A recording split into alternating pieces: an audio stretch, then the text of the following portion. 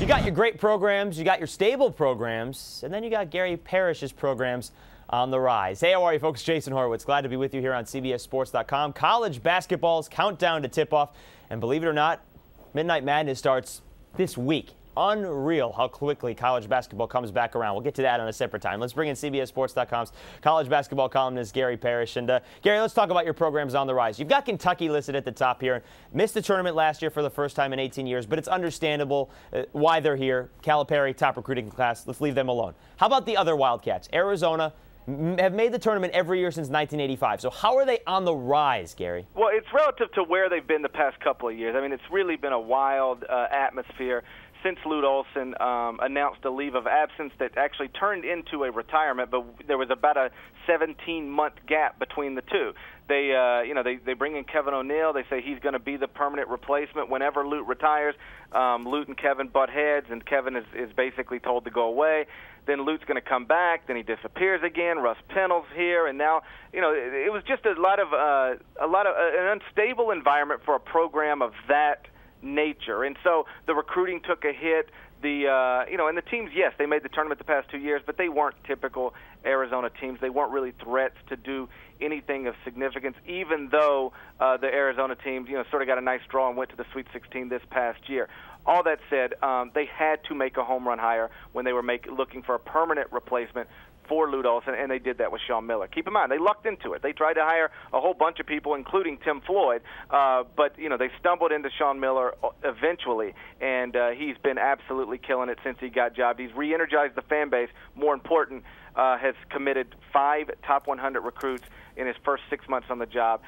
Again, this is a guy who's going to get it done there, and I thought it was a good hire when they did it.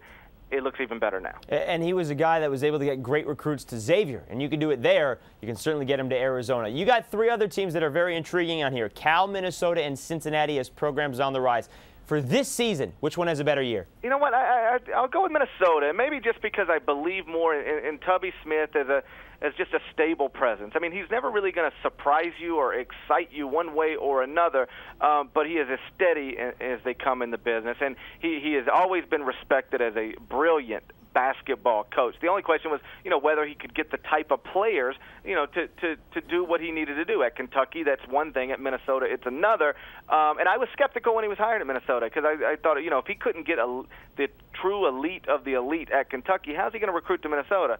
Clearly, I was wrong. I mean, he committed 2 top 35 prospects from the class of 2009, and he's put them in a position after they had the controversy there, the NCAA penalties, then the Dan Munson era that didn't go as well as planned, and he's on the verge of taking them to the NCAA tournament now 2 years in a row. What he's doing there is really worth noting. Last year as a 10 seed, the Golden Gophers. Gary, we've seen a lot from teams like Butler, Davidson, St. Mary's over the past couple of years.